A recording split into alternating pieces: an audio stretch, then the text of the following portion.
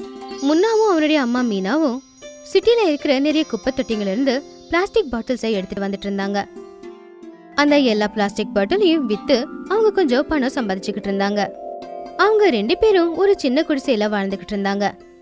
முன்னா கொஞ்சம் கொஞ்சமா வளர்ந்துகிட்டே இருக்கும்போது அவனுக்கு இந்த குப்பைகளை பொறுக்கிற அந்த வேலை சுத்தமா பிடிக்கவே இல்லை. அம்மா, நான் ஏதாச்சும் வேற வேலை பார்க்குறேம்மா. டெய்லி இந்த மாதிரி குப்பையில் வேலை பார்க்குறது எனக்கு ஒரு மாதிரியா இருக்குமா. எனக்கும் இது சுத்தமா பிடிக்கலப்பா. ஆனா உங்க அப்பா நம்மள விட்டுட்டு போனதுக்கு அப்புறம் என்கிட்ட வேற எந்த வழியும் இருக்கல. அதனால வேற வழி இல்லாம இந்த வேலையை பார்க்க வேண்டியதா போச்சு. நான் சந்தையில் ஒரு கடையில் பேசி பார்த்தேன். குட்ஸெல்லாம் ஏற்றுறதுக்கு ஆள் வேணுமா. மாசத்துக்கு 3000 ரூபாய் சம்பளமா. இது நல்ல விஷயம்தான். உன்னால நிறைய பணம் சம்பாதிக்க முடியும்னா இந்த குப்பைகளை பொறுக்க வேண்டிய வேலை செய்ய வேண்டியதே இல்ல. அதுக்கப்புறம் நாம இந்த சின்ன குடிசையில வாழ வேண்டியதும் இல்ல. எங்கேயாவது ஒரு நல்ல வீட்டுல போய் வாழ்ந்துக்கலாம்.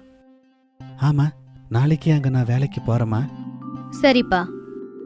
முன்னா புது வேலையே தேடி இருந்தான். அவன் அந்த வேலைக்கு போய் வீட்டோட நிலைமைய மாத்த முயற்சி பண்ணான். அடுத்த நாளே அந்த கடையில முன்னா வேலைக்கு சேர்ந்தான். அவன் பொருட்களை எடுத்துட்டு போய் வீடு வீடா தேடி கொடுத்துட்டு வந்துட்டு இருந்தான். அப்போ நிறைய பேர் அவனுக்கு டிப்ஸ் பணமும் கொடுத்துட்டு இருந்தாங்க. ஆனா மீனா இப்பவும் பிளாஸ்டிக் பொறுக்கிற வேலைய பாத்துக்கிட்டு தான் இருந்தா. பல நாள் இதே மாதிரி நடந்துகிட்டு இருந்துச்சு. முன்னா சந்தோஷமா இருந்தான். அவனுக்கு 3000 ரூபாய் சம்பளம் கிடைக்க போகுதுன்னு. அது மட்டும் இல்லாம அவனுக்கு தினமும் 10 ரூபாய் 20 ரூபாய் டிப்ஸும் கிடைச்சிக்கிட்டு இருந்துச்சு. முதல் மாசம் கடைக்காரர் முன்னாவுக்கு முதல் சம்பளம் கொடுத்தாரு, 3000 ரூபாய். அந்த பணத்தை பார்த்து முன்னா சந்தோஷப்பட்டான். அந்த பணத்தை எடுத்துக்கிட்டு முன்னா ஓடி வந்தான் வீட்டுக்கு. இந்தாம்மா என்னோட முதல் சம்பளம். நல்லபடியா இரு முன்னா. மீனாவும் சந்தோஷப்பட்டா. நாளிலிருந்து நீ பிளாஸ்டிக் பொறுக்காதம்மா. இனிமே உனக்காக நான் உழைப்பேன். நீ வீட்ல ரெஸ்ட் எடு. சரிப்பா. இப்படிப்பட்ட பிள்ளைய கடவுள் எல்லா அம்மாக்கு கொடுக்கட்டும். மீனா முன்னாவ கட்டி பிடிச்சுக்கிட்டா. மெதுவா மெதுவா அவங்களுடைய நிலைமை மாறவும் ஆரம்பிச்சுது. முன்னா தினமும் வெளியில வேலை பார்த்துக்கிட்டு இருந்தான். மீனா வீட்டு வேலையை மட்டும்தான் பார்த்துக்கிட்டு இருந்தா. ஒரு நாள் முன்னா அவனுடைய அம்மா பக்கத்துல வந்தான். அம்மா, நான் என்ன யோசிச்சேன்னா, இந்த வீட்டை நாம மாத்திரலாம். அடுத்த மாசம் மழை ஸ்டார்ட் ஆயிரும். எல்லா பக்கமும் தண்ணி வந்துருமா. டெரஸ் எல்லாம் ஓட்டையா இருக்குமா. ஒவ்வொரு வருஷம் மழையில நம்ம ரொம்ப கஷ்டப்பட்டுக்கிட்டே இருக்கோம்.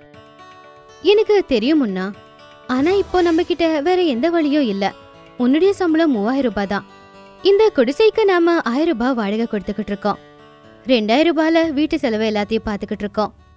நாம இதை விட நல்ல வீடு பார்த்தோம்னா வாடகையும் கிட்டத்தட்ட 2000 ரூபாய் இருக்கும். அப்ப நாம எப்படி சாப்பிடுவோம்? முன்னா அம்மா சொன்னதை பத்தி யோசிச்சுக்கிட்டு இருந்தான். அவன் அதை புரிஞ்சுக்கிட்டான். ஆனா என்ன பண்றது அப்படின்னு யோசிச்சான். எல்லா நாளும் நான் கடையிலே இருக்கேன். அதனால வேற வேலையை பார்க்க முடியலம்மா. நான் ஏதாச்சும் வேலை பார்க்கவா? இல்லம்மா, இன்னைக்கு வரைக்கும் நீ ரொம்ப கஷ்டப்பட்டுட்ட. நீ ரெஸ்ட் எடு. ஏதாச்சும் வழி நமக்கு கண்டிப்பா இருக்கும். ஏதாச்சும் வீடு கண்டிப்பா கிடைக்கும். அங்க நம்ம கஷ்டப்படாம இருக்கலாமா? முன்னா யோசிக்க ஆரம்பிச்சான். நாம எங்க இருக்கிறதுன்னு. வீட்டு வாடகை அதிகமா இல்லாத வீடு எது? அடுத்த நாள் முன்னா ஒரு காயலங்கடை பக்கமா நடந்து போய்கிட்டு இருந்தான். அப்ப அவன் அங்கிருந்த ஒரு டபுள் டெக்கர் பஸ்ஸ பார்த்தான். நான் ஃபில்ம்ல பார்த்துருக்கேன். பஸ்ஸையே வீடு மாதிரி யூஸ் பண்ணிப்பாங்க. நானும் கூட அந்த மாதிரி பண்ணா டபுள் டெக்கர் பஸ் எங்களோட வீடா மாறிடும். அத பத்தி யோசிச்சுக்கிட்டு முன்னா அந்த ஸ்கிராப் டீலர் கிட்ட போனான். அண்ணே, அந்த டபுள் டெக்கர் பஸ் எவ்வளோண்ணே?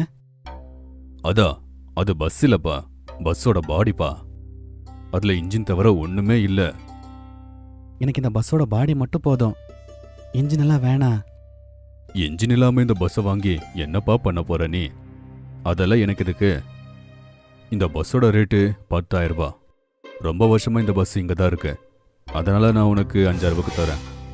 சரி அண்ணே, நான் போய் காசு எடுத்துட்டு வரேன். சரி சரி போ. முன்னா வேக வேகமா வீட்டுக்கு போனான். அம்மா, புது வீடு கிடைச்சிருச்சு. எங்க? டபுள் டெக்கர் பஸ்ல. என்ன? ஆமாம்மா, நான் பார்த்துருக்கேன். பஸ்ஸையே வீடா உருவாக்குவாங்க. நாமளும் அப்படியே இருக்கலாம். முன்னா சேர்த்து வச்ச எல்லா பணத்தையும் வெளியே எடுத்தான். அத எண்ண ஆரம்பிச்சான். நம்ம கிட்ட 4,000 ரூபாய் தான் இருக்கு. ஆனா அந்த டபுள் டெக்கர் பஸ் 10,000 ரூபாய். அப்போ மீனா அவளுடைய பாக்ஸ்ல இருந்து 1000 ரூபாவை எடுத்து முன்னா கையில கொடுத்தா. இந்த பணத்தை நான் எடுத்து வச்சிருந்தேன். அப்பாட, 5,000 ரூபாய் ஆயிருச்சு. அந்த பஸ்ஸை நம்ம வீடா மாத்துறதுக்கு நமக்கு காசு தேவைப்படும் அப்படிதானே? நீ கவலைப்படாத, என்கிட்ட இன்னும் ஒரு 3-4 இருக்கும். அப்பாட. முன்னா அந்த 5000 ரூபாய் எடுத்துக்கிட்டு ஓடினான். முன்னா அந்த 5000 ரூபாவை ஸ்கிராப் டீலர் கிட்ட கொடுத்தான். நீங்க இந்த டபுள் டக்கர் பஸ்ஸை பின்னாடி இருக்கிற மைதானத்துல விப்பீங்களா? சரி சரி, நான் அங்கேயே வச்சிடுறேன். சாயந்தரம் அந்த டீலர் டபுள் டெக்கர் பஸ்ஸ மைதானத்துல வச்சுட்டான். அதுக்கப்புறமா முன்னா மீனா 2 பேருமே அதுல வேலை செய்ய ஆரம்பிச்சாங்க.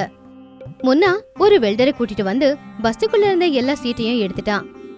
அதுக்கப்புறம் பஸ்ஸுக்குள்ள ஒரு சமையல் அறையையும் உருவாக்குனான். பஸ்ல இருந்த எல்லா சீட்டையும் எடுத்து அங்க படுக்கிறதுக்கு தேவையான ஏற்பாடு செஞ்சான். உங்க வீடு தயாராயிருச்சு. ரொம்ப நன்றி அண்ணே. அப்ப மீனா அந்த வெல்டருக்கு 2000 ரூபாவை கொடுத்தா. அப்படி பல நாள் முயற்சிக்கு அப்புறம் மீனா முன்னாவோட டபுள் டெக்கர் வீடு ரெடி ஆயிடுச்சு. அவங்க 2 பேரும் எல்லா பொருட்களையும் எடுத்துக்கிட்டு அவங்களுடைய டபுள் டெக்கர் பஸ் வீடுக்குள்ள போயிட்டாங்க. அம்மா, இனிமே வாடகை கொடுக்க தேவையே இல்ல. ஆமாப்பா, அது மட்டும் இல்லாம மழையோ வெயிலோ நாம கஷ்டப்பட வேண்டியது இல்லல்ல. நான் எப்பவும் யோசிச்சதே இல்ல நான் இந்த மாதிரி டபுள் டெக்கர் பஸ் வீட்ல வாழுவேன் அப்படின்னு. 2 பேருமே அவங்களுடைய டபுள் டெக்கர் பஸ் வீட்டுக்கு வந்து ரொம்பவும் சந்தோஷமா இருந்தாங்க. கொஞ்ச நாளுக்கு அப்புறம் பயங்கரமான மழை பெய்ய ஆரம்பிச்சது. ஆனா முன்னா மீனா சந்தோஷமா இருந்தாங்க. முதல் தடவையா மழைய பார்த்து நான் ரொம்ப சந்தோஷப்படுறேன். ஒவ்வொரு வருஷமும் மழை நீர்ல நம்ம வீடு வீணா போய்கிட்டு இருக்கோம். ஆனா இந்த டபுள் டெக்கர் வீடு ரொம்ப நல்லா இருக்கு. இவ்வளவு வேகமா மழை பெஞ்சாலும் சரி, இந்த வீட்டை எதுவும் பண்ண முடியாது. முன்னா, நீ ரொம்ப புத்திசாலி பையன். மறுபடியும் அம்மா முன்னாவுக்கு ஒரு முத்தம் கொடுத்தாங்க. மீனா ரொம்ப சந்தோஷமா இருந்தா. அந்த சந்தோஷத்திலேயே அவ சுட சுட பக்கோடாவை செஞ்சா. அம்மா புள்ள 2 பேருமே ரொம்ப சந்தோஷமா அவங்களுடைய டபுள் டெக்கர் பஸ் வீடுக்குள்ள உட்காந்து பக்கோடா சாப்பிட்டாங்க. மழைய அவங்க என்ஜாய் பண்ணிக்கிட்டு இருந்தாங்க. இதத்தான் சொல்லுவாங்க பிரச்சனைக்கான புது சொல்யூஷன். முன்னாவோட டபுள் டெக்கர் பஸ் வீடோட ஐடியா அவங்க பிரச்சனைக்கு தீர்வா இருந்துச்சு. அவன் இப்போ ரொம்ப சந்தோஷமா வேலைக்கு போய்கிட்டு இருந்தான். இப்போ வாடகை பணமும் மிச்சமாயிக்கிட்டு இருந்துச்சு.